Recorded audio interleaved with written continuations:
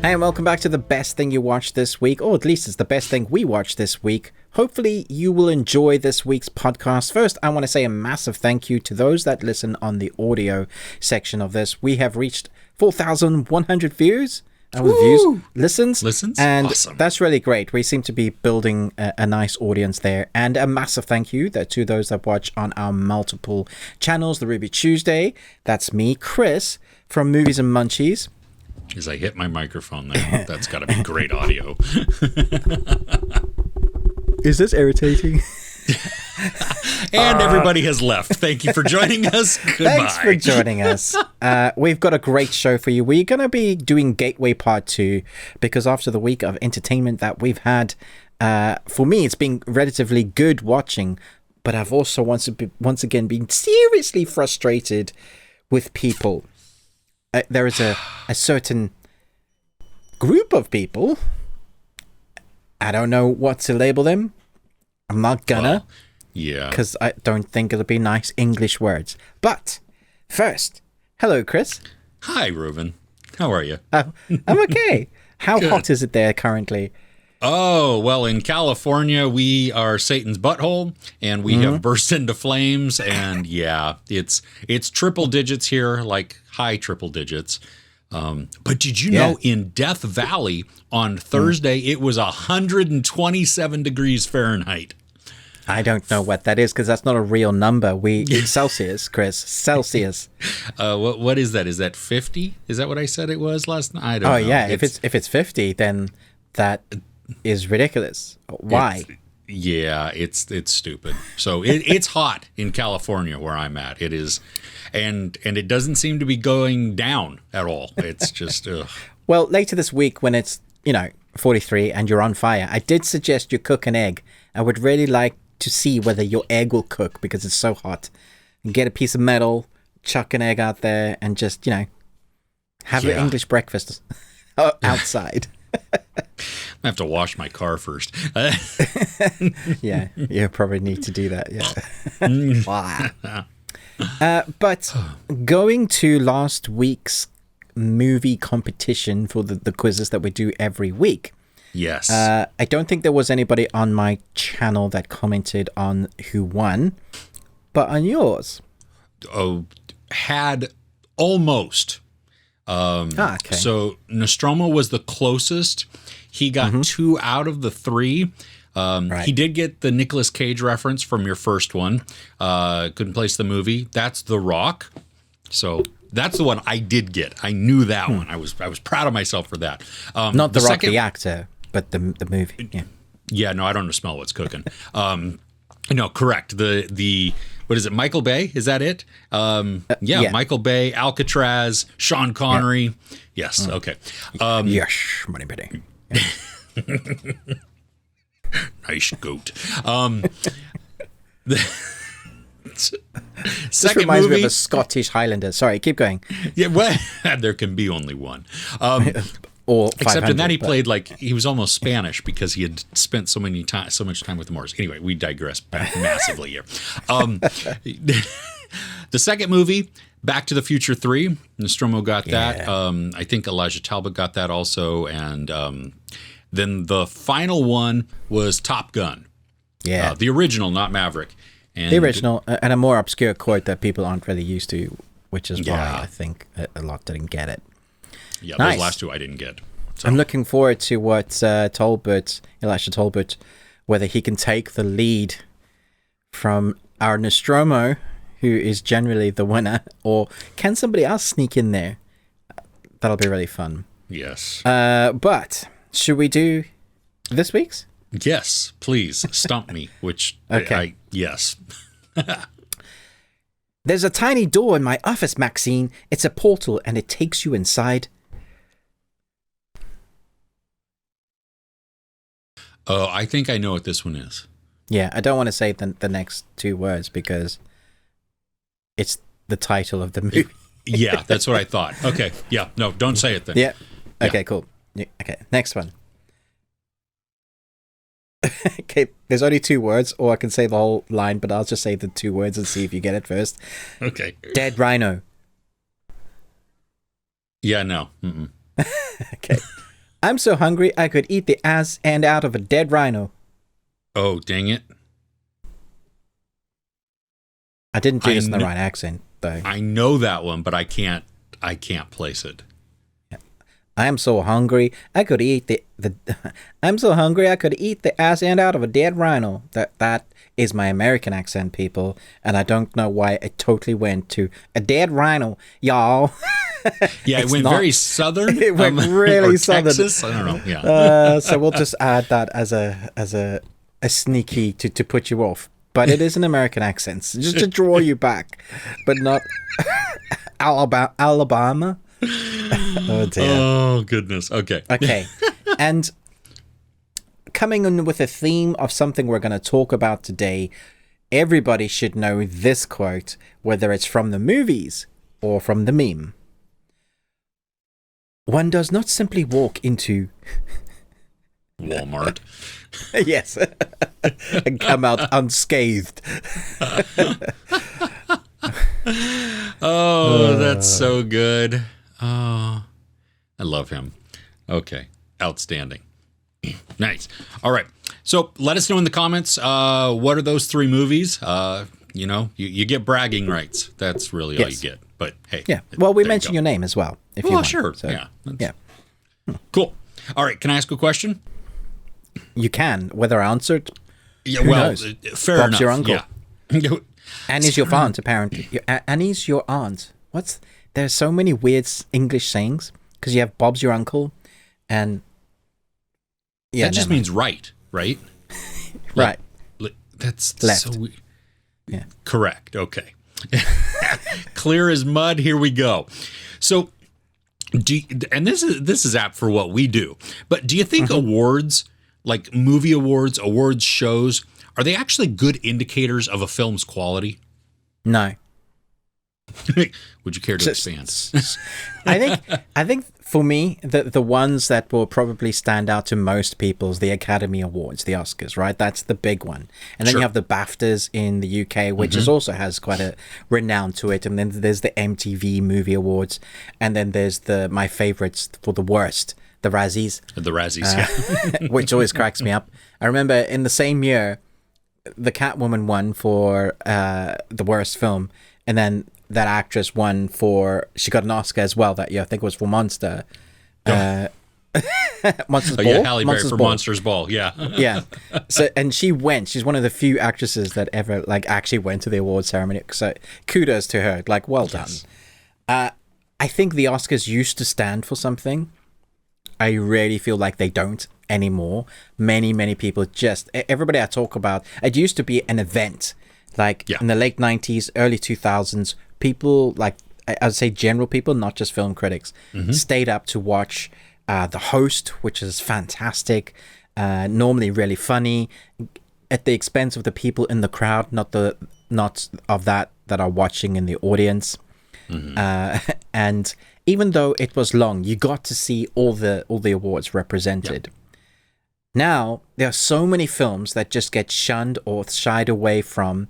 We've had these, I'm going to say, white guys representing films for a long time, a big part of who was saying, yeah, these are the films that should get in. And it wasn't a clear representation. And the more we became aware of that, the more people just didn't want to know. And they took so long to make a change that the films that kept getting passed by because they were either a superhero film or that actor just always seemed to get passed by. I mean, how long did it take Leonardo DiCaprio to win for best at something? And there, I could name 10 films that year he should have won over that other person. And it should have been up to quality, not on the person or so many other aspects. 100% there were other things going on that affected the voting of that. And I think people just didn't believe. There's no faith in it. So now it's more like some people trust critics that they watch, like us, that we have some people I generally agree with what they like, so I'll hear what they say and then decide for myself. I think that's the way it should be. I do feel like people who make films need to be awarded for what they do, but I don't think they should be held up like gods. They're just actors. It is just a job at the end of the day. it's another job. Like, if we're going to do that, we should have award ceremonies for surgeons and watch that. Doctors, comparing that. I understand it's entertainment. Like football, is a religion in England. American football's, I guess, the same in the US. Yep. So you asked a big can of worms there, because I have a lot to say on that, Chris. Yeah, I think I used to watch the Academy Awards also. I mean, we would just, it was the event. You're right. I would sit down fun. and just be like, yeah, it totally was. And I didn't agree with a lot of them. I like that it would expose me to certain things that maybe I wasn't aware of, because it would tend to go, sometimes more fringe. These weren't the movies that were necessarily broad appeal. So I'd appreciated that it would bring out more, awareness to some of these.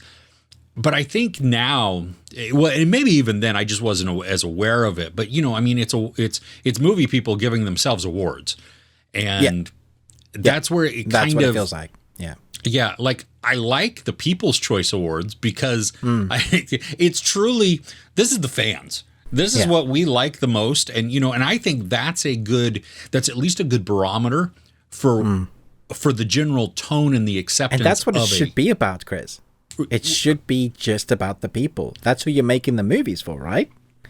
Supposedly, yeah. I don't know. I mean, because if you call this art, which it is, there has to be the audience, right? I mean, I guess an artist can make art for just themselves, but then why would you use a distribution house? Why would you use a major studio? You would just... I mean, last year was the epitome of how wrong it's gone, because you can have an actor like Will Smith, everybody at that point respected. Most people respect him as an actor and as a person. But for him to think it's okay for him to react in front of millions of people, him big enough, because that's how big of a star he's become, for somebody saying an off-kilter joke, but it's Chris Tucker saying an off-kilter joke. Like, come on. It's Chris Tucker. And he walks up on stage. Chris Rock probably would have been Chris Tucker as well, to be fair. But yeah, Chris Rock gets up and then he goes and slaps him. You just... How far removed are they from the real world? Like come on. Yeah. I wish, I don't know. I think from a standpoint, again, of going to bringing awareness to maybe some films that we didn't know about, I like that. I think that there is value within there. I'm not sure it speaks to quality necessarily. I'm not sure that it elevates the movie, to be some kind of, ooh, wow, this is actually really good. I think some of that is it's fake prestige. It's people wanting to puff up something because they think that it should be puffed up. This is high art, or I like this because it's supposed to be fringe, or it makes me sound or feel like, I can't think of the word. My words have just left me. I don't know. I like them to some degree.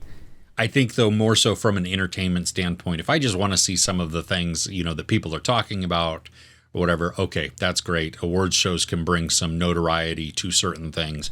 But I think if you use that only as the gauge of whether or not a movie has quality or is worth seeing, then that's a flawed system there. That we definitely don't want to do that. So no. Yeah. Okay. Nice question. Yeah. It's a big subject, that one. Yeah. Unfortunately, it didn't need to be, but no, it's become that way. Yes. Yes. All right. You want to dive into some of the best things that we watched this week? Some of the best things we watched this week. Thankfully for me, this wasn't the second week of poo. I felt like I watched great fantasy and I watched great sci-fi. And that's a nice combination. I enjoy that. Those are my two kind of niches, that and anime. So whenever I do that, I'm like, finally, I'm out of the rut. But I suppose we could start with the big one, Chris. You know, there's been a big title of a couple of episodes that dropped this week that we can talk about and maybe get out of the way. Yes. And at the same time, we can talk about the gatekeeping part 2, part 2, like part Hot Shots part 2. Yes. We are talking about Lord of the Rings, The Rings of Power. I saw this in the theater.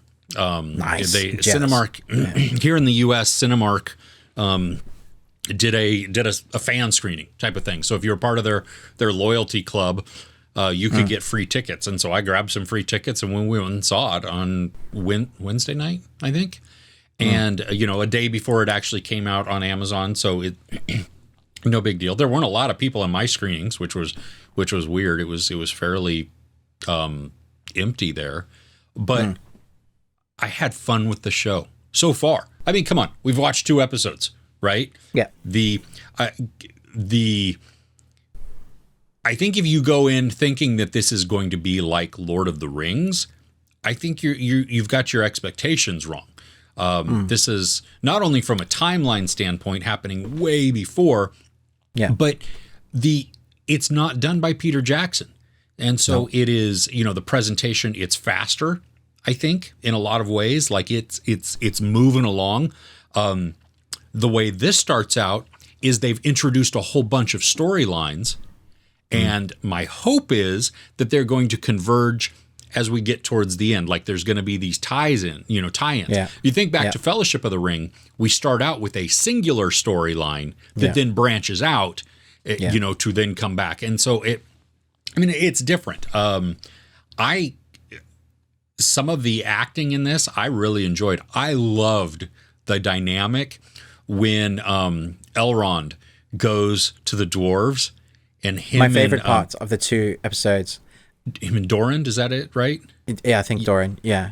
I just wanted more of them. I thought this is where you're excelling, when you stop all your action and your cinematography and your expense and your budget. It all looks great, and I'm enjoying it. But when you get down to the relationships and you start building character, that's when it was shining. Because those 2, fantastic.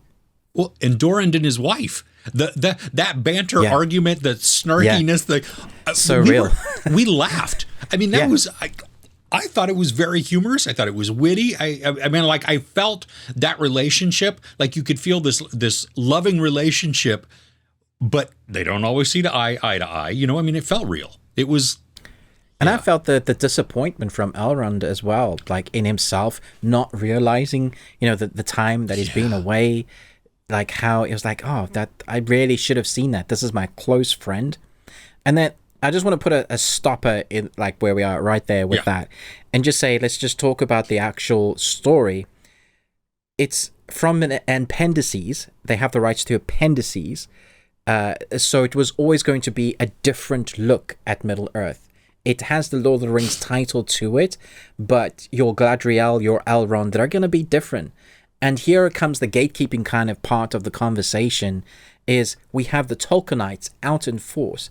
And it's weird to me how they think that this is not what Tolkien would have wanted. How do we know what Tolkien would have wanted? We don't know. You can't speak for him or his family. He produced something with the technology he had at the time, which was writing and books. Now we have television and film, and we're expanding on this fantasy genre world in a massive event because it's huge, the most expensive thing that we've ever seen. Now, I can understand people not liking it and having a genuine reason for that, like a reasonable, I didn't like it because this character just means so much to me. And even on character basis, I would say the characters are different, so you need to take that perspective and ship that out of the water a little bit, because even Galadriel, she's going to be different to the Galadriel, It's also a few hundred years before, so we don't know what makes Galadriel in Lord of the Rings. We know a little bit from the books, but from the appendices, we don't know what they all went through in that time. So they're taking an idea of what she went through and building up that character probably to the point of the Lord of the Rings, if you still want to make it canon in that storyline. I don't think you should. I think it should be its own thing, because we have so many hundreds of years to work with. Why not build on the lore that there is there? their own lore, their own story. So that was my little kind of like, I understand where you're coming from if you don't like it. I don't understand the massive review bombing. Amazon have jumped on board and gone, okay, we're holding all reviews now for the next 72 hours. That was just a few hours ago because they can't believe that the disparity, what's the word? Like, discrepancy. It's gone. There's no in between. There's just, we love this or flipping hate it. Yep. And then the comments are so hurtful once again, like the racism that we have with the African-American actress who was fantastic. And the argument is that you can't be black because you're a dwarf and you live underground, therefore there's no skin pigmentation. This is a fantasy world. Who knows what goes... Wait. No, you cannot talk to the realism of this fantasy show. Are you serious? Yeah. That is a big part of the nonsense. And also the whole thing about Tolkien hating it. Tolkien wouldn't have liked this. They speak for Tolkien. Yeah. This is gatekeeping. Like, this is exactly what we were talking about last week. People taking something and new people coming in and doing something with something that they love. Fair enough. You love it. Great. I love it. It's probably the best trilogy of all time, and in your opinion, and probably in my opinion as well.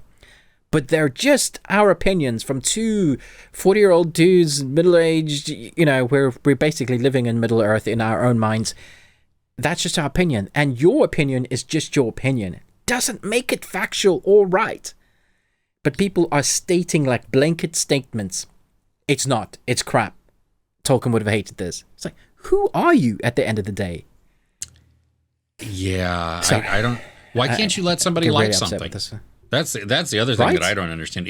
Especially in the thing that gets me with this series or any of the other ones is, unless you are a writer, a star of this, one of the directors, a producer, then shut the hell up. Right. You have no vested interest in this succeeding or failing.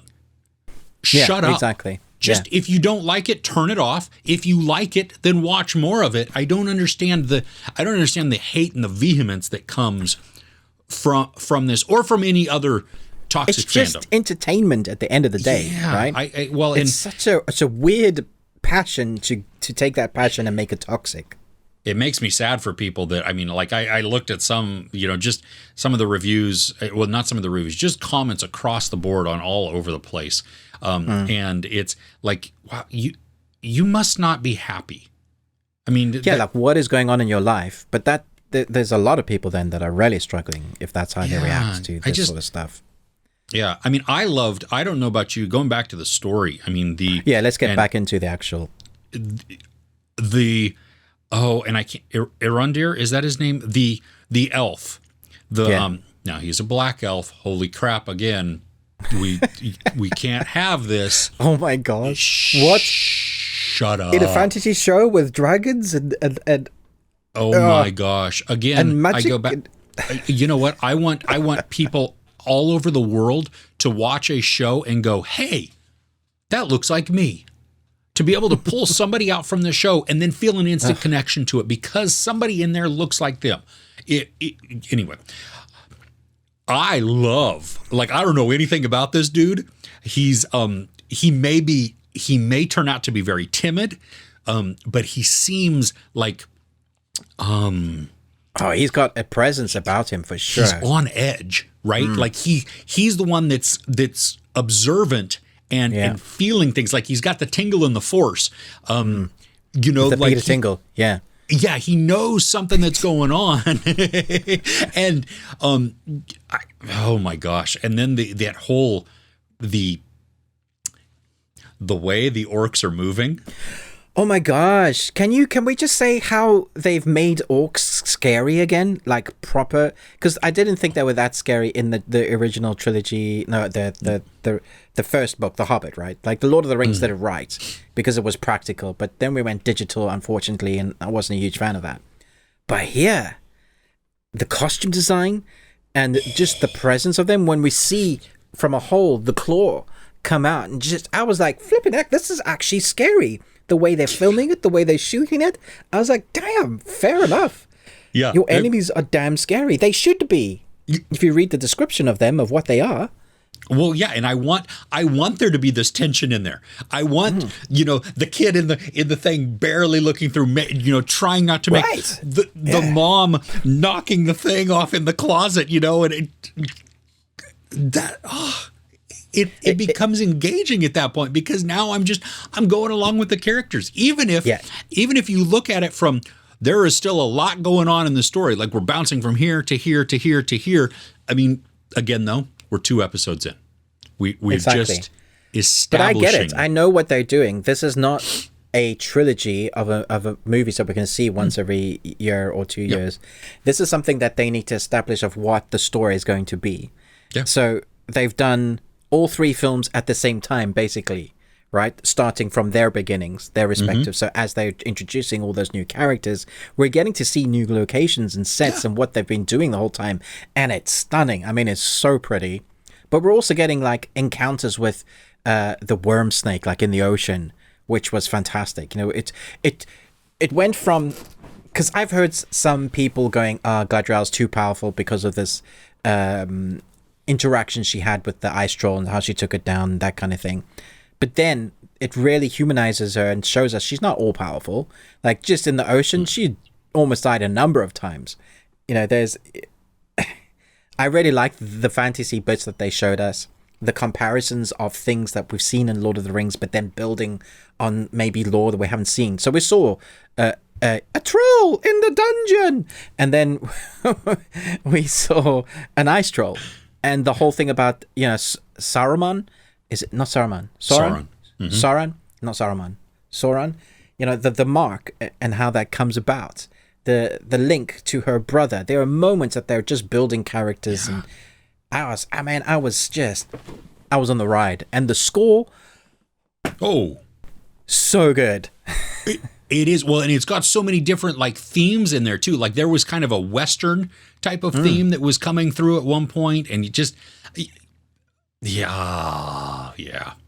Dude, okay, I liked that Galadriel was experiencing the hate and the tension from humans, within there. Like it's like, ooh, that's, I mean, there's we don't have the full context of everything, but isn't that awesome that it makes it so much more powerful when they finally decide to fight together. Yeah, it does. To take on, you have to overcome this massive, like, it's basically racism. I mean, it's for sure. It's a race of elves. They don't. It's a race of elves, and it's humans. They don't like each other, and you're lesser than because you're a human or an elf. Yeah, for sure.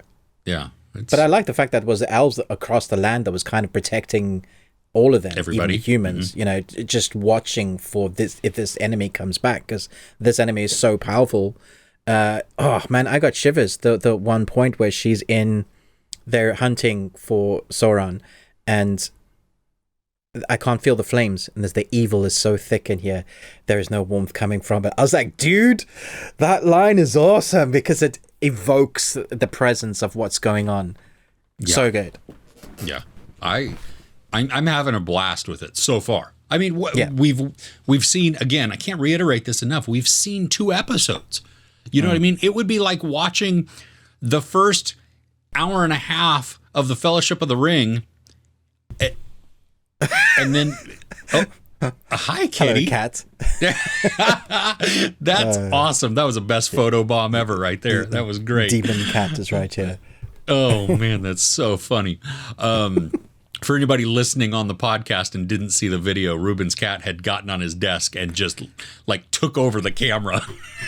Oh my gosh, he's being naughty. He's behind the camera now. He's knocking things over. I think he wants my attention. Possibly. Oh, that's so funny. Oh goodness. Well, I mean, I'm looking forward to seeing where this goes. I mean, the money that they've poured into it from the graphics. Speaking of that, the visuals. Think about like when we see in the Peter Jackson trilogy, we basically only see, and then of course the name goes out of my head. The elven. The city. kingdom, the heaven. Well, no. In the trilogy, we only see the one place. Oh, the one place, yeah, and we've seen 3. So many different. I mean, it's like, and it's expansive, and I hope we dive into more of that. It's like a metropolis. It feels like, like living, breathing cities, and it's like, yeah, of course there would be. That makes sense. Even like the smithies, that they would have had to have. And it's all. This is all pre-Sauron with the rings. Yeah. So there hasn't been the devastation and the widespread monster-sized war that does come. Yeah. Yeah, I'm having a blast. I don't know what those that didn't enjoy it. I don't know what you saw. I've read the books multiple times, both The Hobbit and Lord of the Rings. And when I say multiple times, 6 or 7 times I've read all of them through. I don't know how many times I've watched the extended editions of the Lord of the Rings and the trilogy as well, even though they're not as good, but I still enjoy them, the Hobbit trilogy. Yeah, big fan. Played all the games as well. So to say to me, well, you're not a true fan if you enjoy this. Chill. How much did you get paid for your review? You've been paid not to say that. You can say to review bomb it because some other fantasy series. Yeah, HBO paid you because they've got a fantasy series running at the same time. So. Yeah, and why can't we enjoy both House of the Dragon and Rings of Power? I'm enjoying both so far. Man, episode 2 I thought was even better than episode 1, House of the Dragon. I thought it was great. Oh my gosh, the machinations that are going on in the political realm. I mean that, and the Arya Stark moment on her dragon. I don't know why I call her Arya Stark, but when she comes in and just refuses, Daenerys, you mean? Daenerys, yeah, yeah, and basically, lands and goes. For those on the audio, I'm plucking your shirt there. Huh? Yeah. What'd you say? Hawking. Yeah, I'm scuffing my shirt. I'm badass, basically. But I mean, you would be, wouldn't you, if you landed on the bridge with a dragon? Yeah, I mean, what a power play right there. It was great. And then Hightower, dude.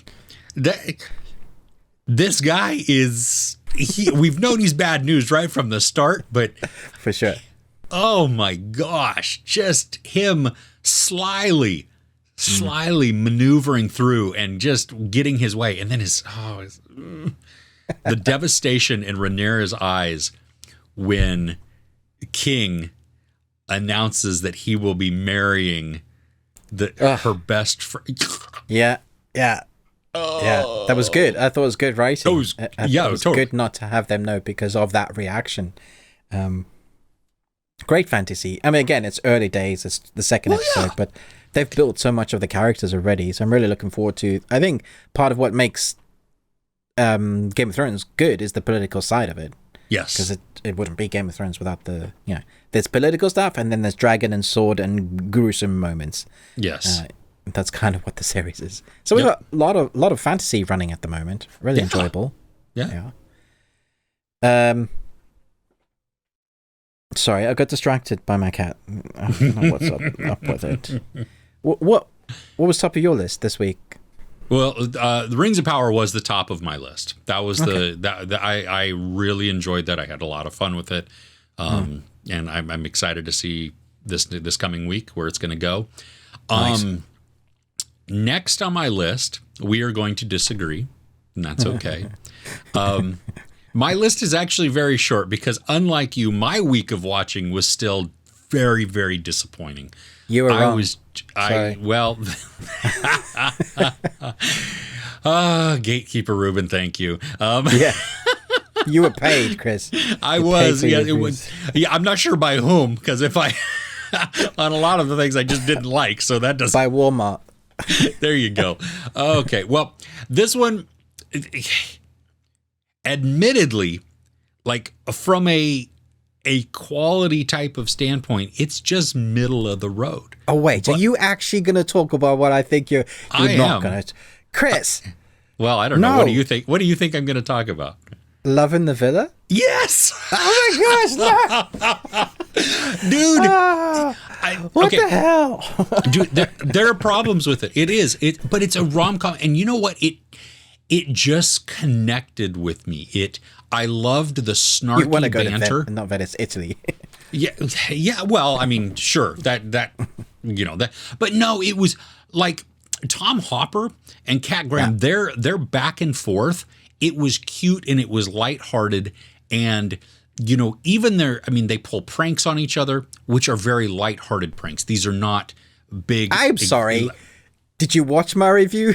Lighthearted? That dude's allergic reaction, he could have died. He was almost dead at one point. The hives he was coming out, I was like, dude. He didn't die, so we're okay. Just put all that stuff on. Lighthearted. She didn't know. So say it was innocent. It was some innocent I'm sorry, fun I innocently killed you. Yeah, well, he told sorry, her she was eating. carry on. I interrupted. He told her she was eating horse. So, Oh, if I only got paid for reviews, dude. I know, do you know how right? much better I would be able to. I'd be able to quit my job. Yeah, it'd be much better. Yeah, we could do that. Yeah. Yeah. Wow. I need to look into this. How do I get a? How does one? Let's ask Google. Yeah. Yes. Oh goodness. So anyway, the humor within it, I liked. It didn't make me laugh out loud nonstop or anything else. It was amusing. I chuckled through some of it. I had a smile on my face a lot of the time. It is ridiculous. Absolutely, hands down. It is absolutely 1,000% predictable. I mean, every arc is extremely obvious. It is telegraphed. You're not selling me, Chris. You're not selling me. But dude, they click. Like, I liked them. I rooted for them to be together. You know what I mean? See, like, maybe that's the issue, because I really like him, but I didn't buy her at all. I just found her really rude and annoying. I didn't like her from the get-go. I was just like... See, I found her that way at the beginning, and that's how. But they did. She does a very quick transition. Yeah. There, you know what I mean. And so, the romantic side now. Yeah. Yeah. Is it perfect? Not by any means. Is it awesome? Not by any means. No. But it made me feel good. Like that's what it needs to do, really. Yeah. Right. It was entertaining. I mean, that was the thing. Like. I don't think, like, if I think to some of just, like, because this is on Netflix, if I think to some Netflix rom-coms, this is not going to be top of my list to go back to. I mean, I love Always Be My Maybe with Randall Park and Ali Wong. That one, phenomenal. Love Hard, which shouldn't work at all, and yet it totally does. And that... Oh my gosh. Okay, for anybody not on the video, I have cat butt now. That's what I see. That's awesome. And a tail and Ruben. Stop swiping your tail at me. Okay. We have gone off the rails. Problem? It's just animals gone wild here. Oh my goodness. You keep going, Chris. Yes. Oh, that's so funny. But, I mean, here's the thing. Casual watch, dang, I don't even know what happened there. Wow, the cat knocked off Ruben's that was camera. Cat tail. Yeah. Oh, goodness. But yeah, it's easy and it's casual and it's cute. Yeah. And when compared to a lot of the other things that I watched this week, that's where it also comes fair into. Enough. Yeah. Yeah. So tell me, what didn't you like about this? Well, let me say what I liked about it first. Okay, fair enough. Okay, so I was surprised more at your score because you gave it 4 out of 5. And I thought, flipping heck, the rom-coms to be 4 out of 5, like Love Actually is a 4 out of 5. Notting Hill is a 5 out of 5. So when you're comparing it to the rom-coms, I was like, 4 is high for this film. Even though I did enjoy it, and I gave it more than a half. I gave it 2.75, so it's more than halfway. It adding up to the... excuse me, there's 60%. So I like the inclusion of the Romeo and Juliet story because it was different. They tackled it differently, and I thought that was really interesting. So when I watched your review on it, I thought, yeah, that's actually a really good point. The Romeo and Juliet moments I liked. I like Hopper because I think he has really good comedic timing. And the fact that they didn't go straight to now I'm in love. Because it was so predictable. You knew what was going to happen. And there's this moment where you think, oh, now it's the romantic bit. And it wasn't for a bit. And I thought, that's clever. I really wanted you to do that. That was the only thing that was going to keep me watching. And then the end, where you think it's going one bit, and you think, oh, this is the bit where they... And then it does something a little bit different for a while. Sure. Because there's only so much you can do with this formula once you start this formula out like they did. And, of course, I'm biased on the location. I thought... Yeah, cause having just been to Venice for 2 weeks, seeing Italy, I thought the authenticity of the food remark was hilarious. Yeah? Where they said only eat where the locals eat. I was like, that is spot on. Because expensive restaurants in Venice, their food was always rubbish. And then we were local and we had food where it's just where the locals would eat. And it was phenomenal. And, nice. Yeah. So there was moments like that where I thought, yeah, I really feel like they got authentic Italy right. And that was nice, because you don't always get that in rom-coms. And sometimes when you're watching these things, you're like, how real is this? Is it actually like that? It's probably fake, because it's Hollywood. So all of that was quite good.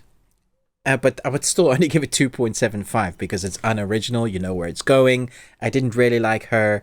I think the acting was okay, but I think sometimes the dialogue, I think they could have shaved it somewhat. It did take a little bit of time to get to those moments. I was expecting it to get there. It's not a film I would mind putting on in the background again while we're having like a Sunday roast or something. Having that, it's definitely lighthearted and fun. Yeah, so I don't have anything massively negative to say about it. I just don't think it was great. If that makes sense. Fair enough. Yeah, no, that legitimate. That's And you know what? You mentioned something. It was a little long. I mean, I didn't notice the time as much as I thought I was going to, but when I saw the runtime of it, I was like, yeesh, that does for a rom-com, that's a long time. Yeah. Exactly. Yes. Yeah. Unless you are Notting Hill 2 or Love Actually 2 or About a Boy 2, you have no right in making long rom-coms. Those are my standards for like the best rom-coms of all time. There you go. Yes. Yeah. Yes. Yeah, okay. So moving on to next, we'll do something completely... And now for something completely different, as they say in England. There is I guess it's not a new anime, it's a part 2 of an anime. They dropped the latest 12 batch episodes on Netflix. And I'm just going to find the multiple pages I have here because my cat's butt moved many things, including my mouse, which moved many things. Okay. Jojo's Bizarre Adventure Stone Ocean Part 2. So Netflix acquired the rights to the Jojo Bizarre Adventures anime, which is based off a very popular manga, however you want to pronounce it. And the 12 episodes dropped this week. Now, the thing I love about this series particularly, especially this story, is it's the daughter of Jojo. And Jojo is in a bit of a spot of bother. He's basically dead. And they're trying to bring him back. Oh. The thing that was great about this anime, and also cringy at the same time, it's one of those animes that says their powers when they use them. I'm going to use them. Go! Like Pokemon sort of thing. Or Hunter Go. There was this Swedish animated sort of anime thing where I choose you, Balthazar! And that's what you got. So you get that there. It's also ridiculously violent, ultra hyper bright focus. Like the animation style is so bonkers and bizarre. It really connects with what their powers are, because every character that you meet that has one of these powers called stands, that they're like discs that insert into your brain. Oh, weird. And you kind of have to watch it, and they give you an ability of some sort, and they're always weird. And that for me is my favorite thing. Like, you never know what that character is going to do. The one character, a few episodes ago, had anti-gravity. And if they affected you with it, that means everything you touch goes anti-gravity. And that means it affects the air. And so if you're in anti-gravity air, that means your blood is about to boil and your body's about to explode. They really think about what would that mean if you had that power actually, and what could you do with it? So they go complex, and then they go silly. And it's this weird mesh, and that's Jojo. From the beginning, it's hyper weird to maximize the hyper weird story with the weird animated style that they're going for. And it's the same animator throughout from the first 5 seasons of Jojo has been animating this story as well.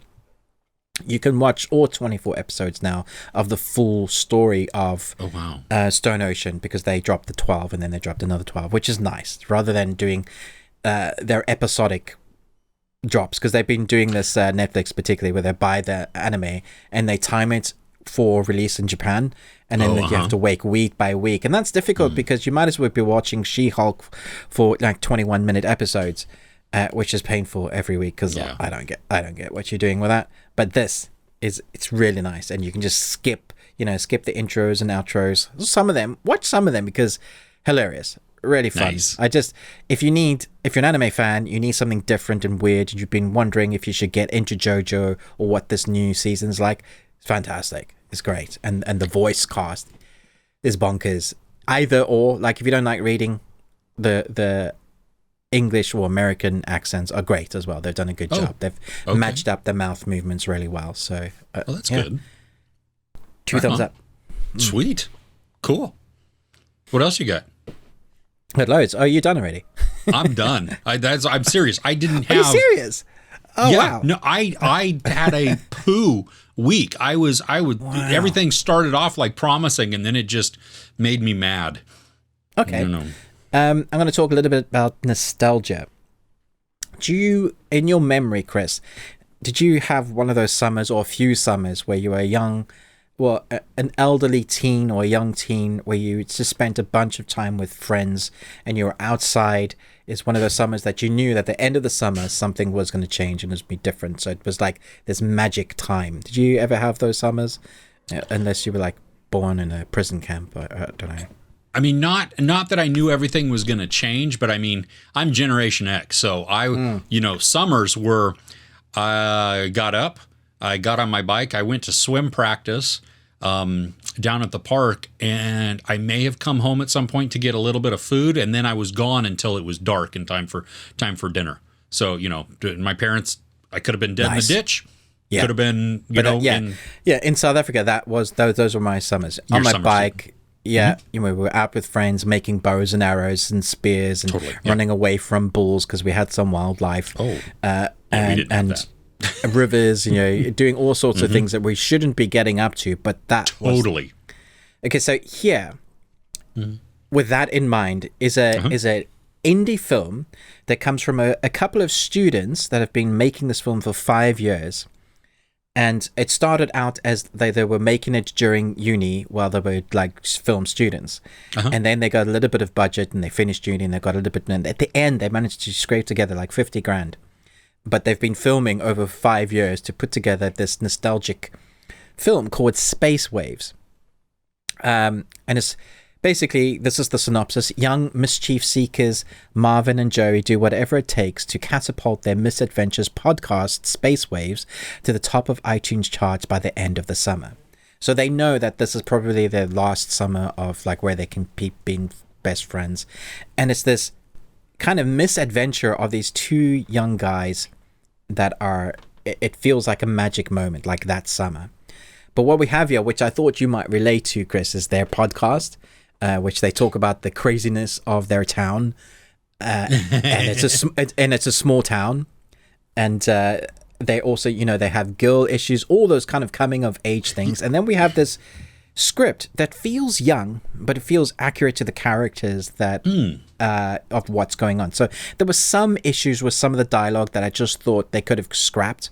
That didn't need to be in there, or responses to like I don't think they would actually react or respond that way. They would say something and then the response to what they'd written of that character saying, I was like, that's weird.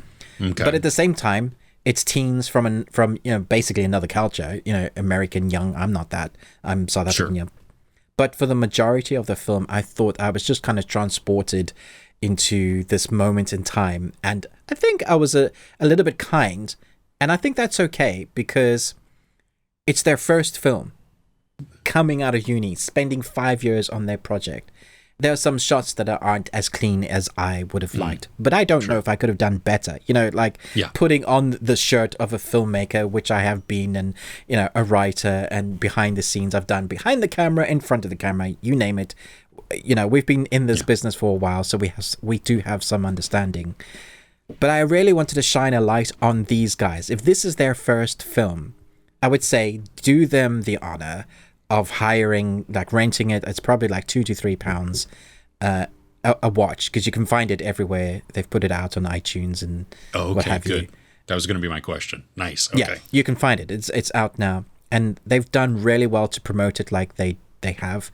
And they've sent me a few emails like, have you watched it yet? Have you watched it? I'm sorry, I'm so busy and I feel guilty every time I haven't watched it. But I think they are up for having a chat, Chris. So maybe we'll have them on just for like a 10-minute segment to talk about the whole journey of it, because that could be really fun. Yeah, dude, that would be outstanding. Yeah. Yes. So let's do that. We'll chat to them. We'll get them on maybe next week or the week after, just see how their time schedule is. But yeah, give it a watch. It's really fun. It's different. It's quirky. The dialogue couple of times just had me cracking up because I thought the characters that we were seeing were hilarious. Nice. So this is their first time outing. I can't wait to see what else they do. That is one, and I'm just gonna click the screen on that. And here, I know sometimes people say, "Hey, why don't you guys do something? Review some of the older ones. You're always doing the new stuff. What's popular to get those views?" All right, here's one for you. In 1713, this is another one you'll like, because we're having a conversation about a certain location where you should move to, Chris. Oh, nice. In 1713 Scotland, Rob Roy MacGregor is wronged by a nobleman, and his nephew becomes an outlaw in search of revenge while fleeing the Redcoats and faces charges of being a Jacobite. Obviously, I'm talking about Rob Roy. I think Rob Roy is one of those films that people look over because it was in the times of The Postman, Braveheart. Mm-hmm. It was one of the lesser known ones. The critics were harsher to it at the time. But for me, this is one that I continue to go back to now and again in amongst all of those. Like the few of the Mel Gibson ones they were, the Kevin Costner ones they were. Mm-hmm. But Liam Neeson knocks it out of the park with this one. It's actually really entertaining. And it has an ensemble cast of Jessica Lange, John Hurt, Tim Roth. Eric Stoltz as well. Tim Roth, my goodness. He must have been a baby at that point. He absolutely is, and he's so campy. And one of the trivia points of this film is he played his character so eccentric that he really thought he was going to be fired from the film. And he told his agent while he was on set, he said, go start looking for other jobs for me, for other movies and TV spots that I can do, because I'm totally going to get fired. But he didn't. And it was one of the films that people started going, who is this character? Who's this dude?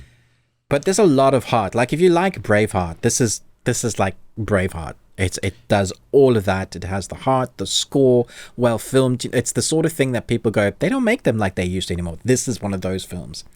And seeing Liam in his prime, before Qui-Gon Jinn, or, where he's going to go rescue his dog because someone's taken. Yeah.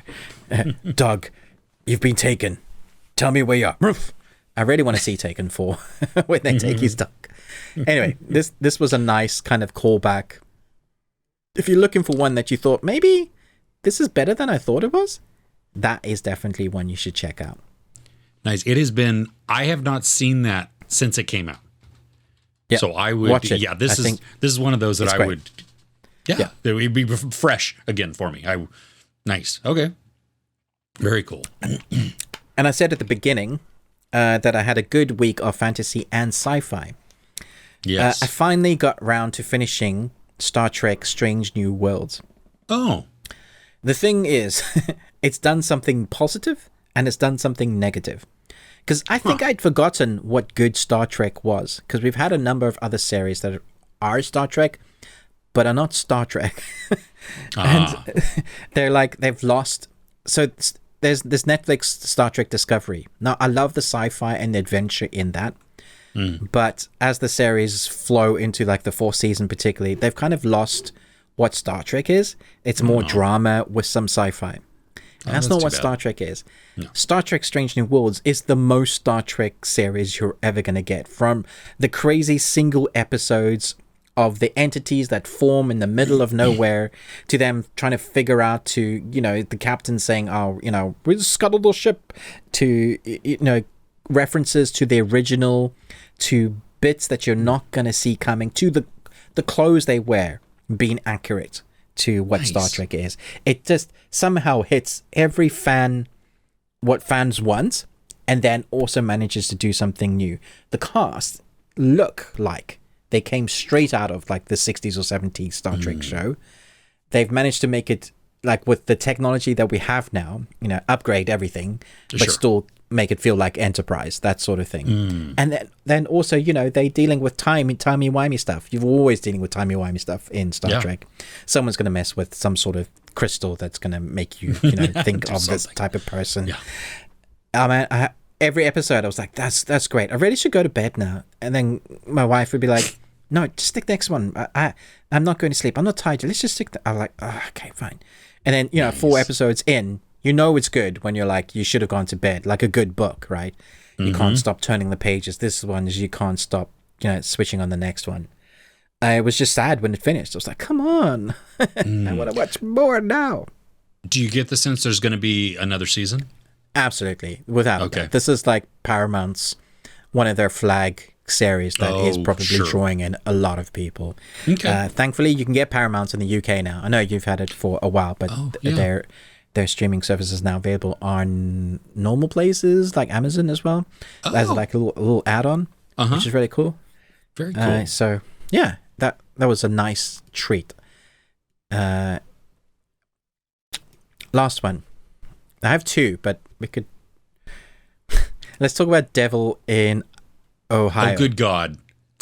Okay, yeah, let's talk about this. Ohio. Because we loved it. Yeah. Well, when you say we, you're not talking about you and I. No. I'm talking about me and Kirsten. Yeah, we pretty much binge watched the whole thing together, like from beginning to the end. Yeah, my wife and I did the exact same thing. And then you hated it. No, we hated it. Oh, amazing. Okay, tell me why you hated it. No. You get to tell me why. This is your list. This is where the best thing you watched this week. You need to. Okay, so I don't know. Okay, and that's why Ruben liked Devil in Ohio. That's why I liked different. Okay, there were a lot of frustrations, and the miscommunication was a big frustration for me. Yeah. I mentioned it in my review, but it's not just them. It's Hollywood. It's their technique that they use now when they don't want the mystery to be solved. What do? They stop having couples and families talk to each other so that the mystery cannot be solved, which is ridiculous because actually at the end of the day, they have one decent conversation. Everybody's like, all right, so we should leave now because we're in danger. Yeah, cool. That is the thing that everybody is using. But putting that aside, I loved, is it Madeline someone who plays May? Arthur, yes. Madeline Arthur who plays May. Her ability to creep you out just with a facial expression was fantastic. I like Emily Duchanel, who's basically her character from Bones. She has a lot of dialogue scenes, and I used to love Bones, but I was just laughing. I was like, seriously, you're a medical doctor again. It's a different medical doctor, but it's still, and she has lots of like monologue scenes and doesn't show a lot of emotion. I was like, that's Bones, right? And it was very frustrating to me how she wouldn't spend time with her family, but she was written that way. She wants to save everybody because of the thing that's happened in her past. Yes. It was a nice juxtaposition as to relating to why she was trying to save this particular girl. At the same time, I don't think we needed to go on all of the tangents that the story goes on. I think that the series could have been 6 instead of 8 because it spends so much time with so-and-so daughter who's upset that she's been overshadowed by her sister, or that this particular person doesn't like that person. Then we have the other sister who's dealing with identity issues. It's not, what's the point of the series? How does that further your story? How does that further the plot? It didn't. So we could have taken those stories out completely and still had even 5 episodes, and it would have been much quicker and done. And probably the pacing would have felt sharper for you as well. For me, the star of the show, even though like the acting, was the young girl who did like the show tune numbers. Dude, her voice is phenomenal. she's a fantastic singer. She also is the only character that has her shit together. This is true. Which is hilarious if you think about it. Very true. Nobody talks to each other. They all are like all over the place and, you know, messing up their family. But this little girl is like, yeah. Yeah, totally. So I like the visuals of it. I thought the costumes were great. Once we had the reveal of the bad guy and he started speaking like a caricature, you guys my really, gosh. I'm on the machine, you are the brother. I was like, what? Really? Is that actually how you talk? I know you're a cult leader, but really? I thought that was hilarious. Yeah, it was, absolutely. Yeah, I don't know why that was a thing. Kay didn't see that, but I was just like, why have they directed them to put on a voice like, I know he kind of sounds like that in real life. That's his voice. But he's put on this facade. An effect, right? Yeah. And I was like, it really feels like you could be on a stage play and this is like, he's behind you. That sort of character. Yeah. And I'm not selling you on this, but I still really enjoyed it. And I unfortunately, it's a limited series. I'm not saying unfortunate, but there's already people saying this is going to get a second season because of how they left. Okay, you tell me why you didn't like it, Chris. Let me start off with what I did like. Okay, cool. I nothing. No. That's not true. Actually, like Okay. I loved the setup at the beginning. I loved the intrigue that is created, that we have this person escaping from something, and I mean, like escaping something harrowing. When we see what's on her and what has been done to her, I mean, this is like, ooh. There are some real stakes here. This isn't like just some chanting cult where it's like, ooh, you know, okay, we're scary and we're ominous. No. These people are bad news. I liked, like you, the tie-in with Emily Deschanel's her own backstory. While it's not an exact parallel, there are pieces in there that help to explain and help to draw her in, you know, and her connection with the character of May. I like that. I think that was good. The backstory that they begin to give on the cult as May like recounts the story and of their lore. Yeah. Like I'm like, this is intriguing. This is kind of creepy and weird. And again, like I think with most cults, you look at it and you go, well, that's kind of ridiculous. But it works within their bubble. And if people have bought into this and they believe it and they perpetuate it, okay, that makes sense. You know, the manipulation, at least at the beginning, I liked by May. It becomes very obvious at what she's doing. And so then it moved from being, ooh, I like this, to please stop. It just, like I see everything that's coming now. So there's no surprise. There's no Did you know it's a true story? No, I didn't know it was based on a true story. Because the book is based on a true story. Is it? So see, that means though that there is more lore that they should have spent time on. Yeah. Okay. So so about the cult, because we get to know next to nothing about them, right? Yeah, I mean, there's a 7-minute scene of flashback as she talks about this, which I appreciated, and then when we go into the we get glimpses here and there of the cult in their compound and varying effectiveness, but there was stuff there. They could have. I thought that's where it really. If you have these two families, basically, if that becomes the story, the one family who is trying to figure out how to protect this person and have their own internal conflicts because of the mom's like obsession with the person, and then you have the cult family and their own obsession within there. If you focus on those two, I think that's where it can become compelling, you know, but this got distracted. Like I would say, okay, so as much as I liked the little kid, I liked her voice singing. I wanted more. Every time she sang, I was like, dang, do more of that. But her storyline, her storyline, the oldest daughter's storyline, the husband's storyline, the cop and his whole thing about his ex-wife or his ex-fiance and their dog and everything. I don't care. I don't need it. It's filler. It's not on there a lot.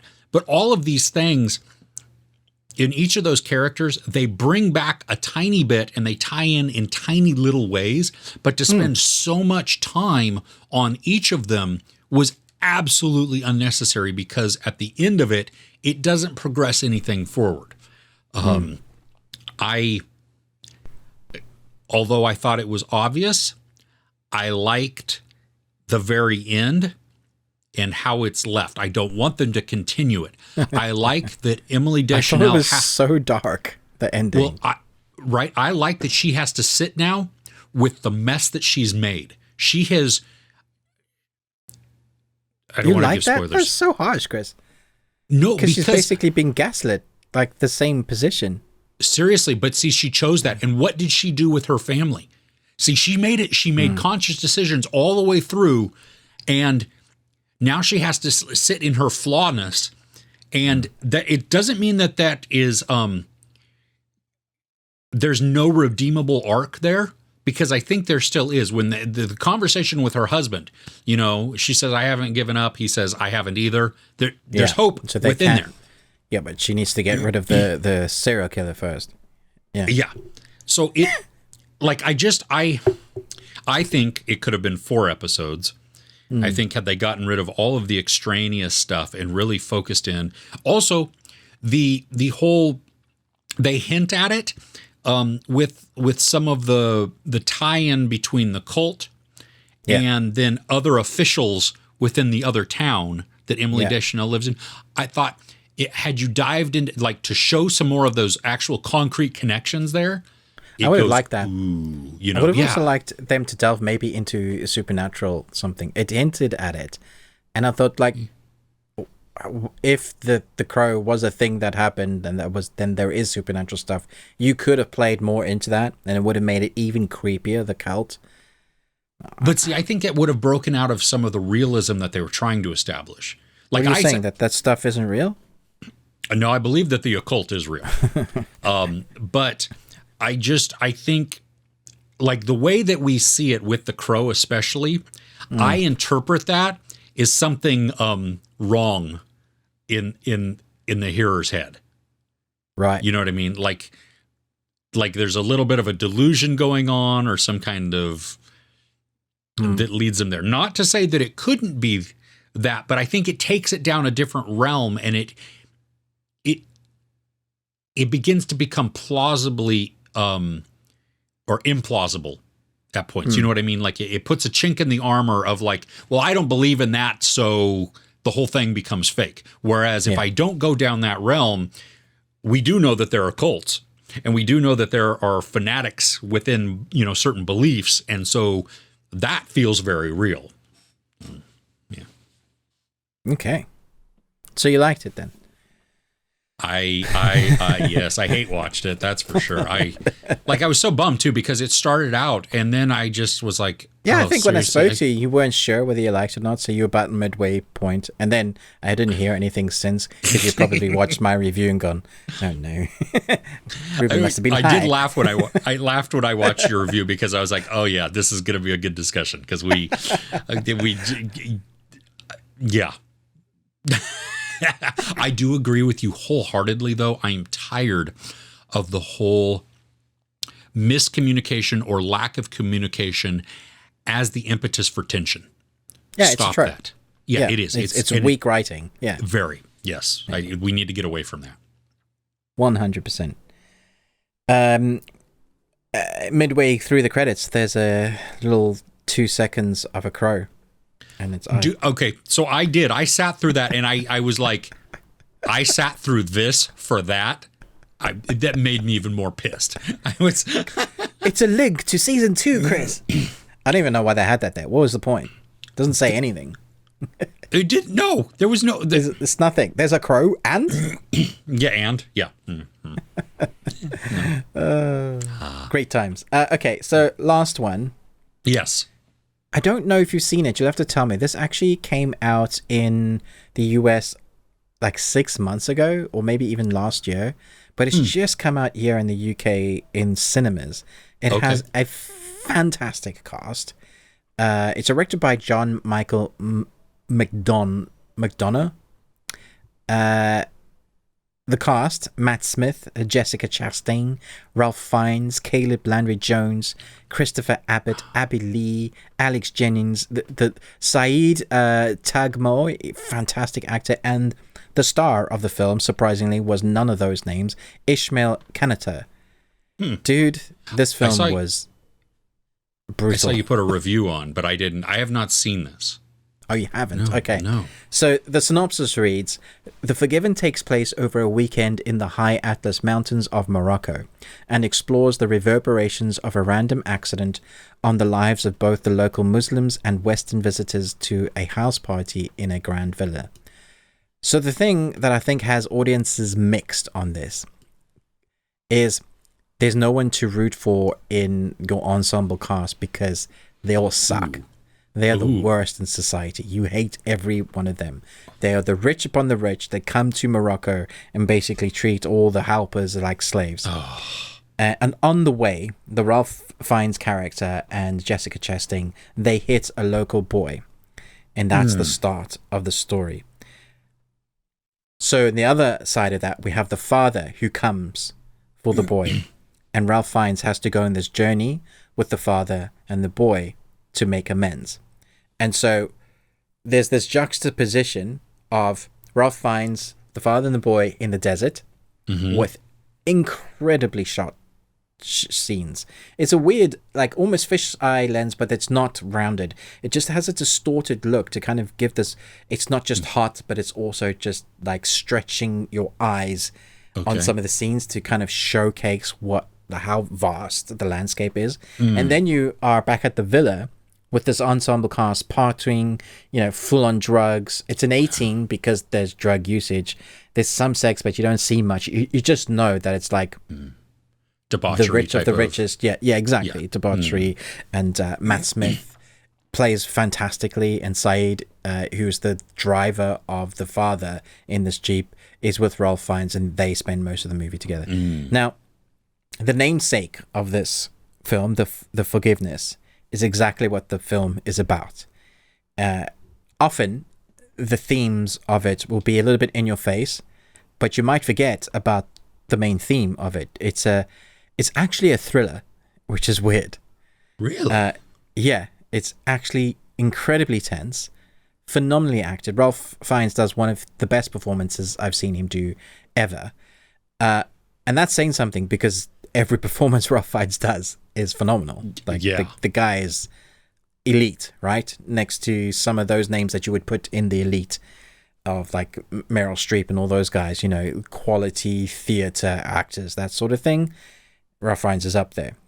The thing is, as I mentioned, the guy that plays the father, who has very few dialogue lines, Ishmael Kanata, he has to play a guy that is in turmoil, that is angry, that is bitter, and he deals with all of these emotions at the same time without saying anything. He has a few lines of dialogue, but you literally see him sometimes he's shaking just slightly, the way he's gripping his hand or the way he's looking at Ralph Fiennes, his character.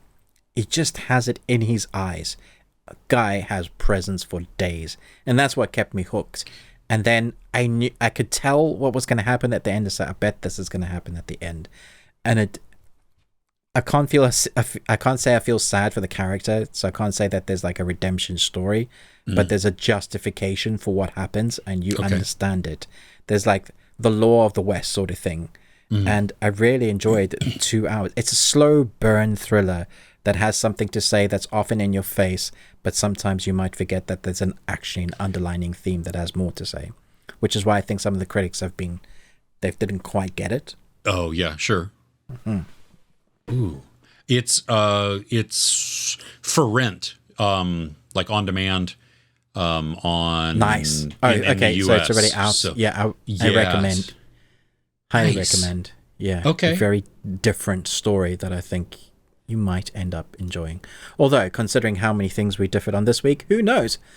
Yeah, I was looking through the cast, and while his name didn't register for me, Saeed Saeed. Tamoy, Yeah. the dude, like, I love him in Three Kings. Yes. That George Clooney, oh my gosh, like he's the truth that he speaks in that movie. Yeah. You know, in the It's been so long. vehemence I need to watch that film again. so good. But yeah, okay, I'm gonna have to check this out. This is like I like the slow burn. Even if it's not, let me ask you this: does the ending feel justified? Oh yeah. Okay, Like so it may not be happy, and it may not be what I necessarily want, but Yeah. it's the right ending, right? It's the right ending, but it may put you in the light of I don't know why. How do I feel about this? Like, That's okay. It's the right Yeah. ending, but I wouldn't want it to end any other way. Does it make sense? Yeah. Yeah. Cool. Yeah. Okay. Thank you for this. This is going on my list to check out. Maybe I'll watch it over this weekend. That'll be fun. I really hope more people watch it, because I would love more films like this. Does it really meet? The dialogue is incredible, like intelligent dialogue. It's very, very good. Yeah. See, that's what we miss a lot of these sometimes, where they're just they're slower, they're more intelligent, more thought out, more deep in the words with the dialogue driven, versus everything else. There was one with Ralph Fiennes recently on Netflix as well called The Dig, that was also very underrated but excellent. See, I didn't really enjoy that one. I mean, the dialogue was good, but I didn't. Yeah, I'll have in to go terms of back and dialogue. watch it. Yeah. Because that was the one with the burial mounds, like the Viking mound or Archaeological, whatever. like the Viking. Yeah. Yeah. Slow burn as well, that one. Yeah. Well, and from a historical aspect, like this spurred my wife and I, like, okay, when we go over to the UK, we are definitely, and I think the Museum of London. Oh, yeah. I was like, ooh, I got to go see these. That's going to be cool. So I've never seen them. I should see them. Yeah. Dude, you live there. I know, but isn't that the truth though? All those Yes. things that you've never been into your own. Yes. Oh, totally. Your own place. Yeah. Nice. Well, I think that's everything, because I've given people a lot to chew on there. Yeah. I'm excited to check some of these out. Space Waves. Also, I'm really. I'm gonna have to search that out. Also, that could be a weekend watch as well. That'll be fun. Nice. So, Just to support them as well, I think would be great. Yeah, I love finding little indie things that are just different and new and quirky, and especially when they're done well, that's even better. Yeah. So, right on. Okay, well, cool. Well, we thank you so much for joining us. You can always tweet at us at Best We Watched. Don't forget, we have a Patreon opportunity at patreon.com/thebeardedones. For anybody who might be considering, we have a bunch of tiers. We've lowered our prices, so there's just a lot more opportunity within there. We even put out on our regular channels a sampling of the ridiculousness that we get up to on there, and we will be posting a few more of those exclusives, just so you can get a kind of a taste. If you're like, should I do this? Do I want to do this? Well, at least please consider it. It does help to go in these. The production for these does have a cost to it, and so that will help to offset that. Don't forget that you can hear the full audio version on our podcast. We've linked it in the descriptions below. And if you go check us out there, wherever you happen to listen to a podcast, please rate and review us. And like, share, subscribe. Ruben with the Ruby Tuesday. Me, Chris, with Movies and Munchies. With that, we'll see you next week. Take care.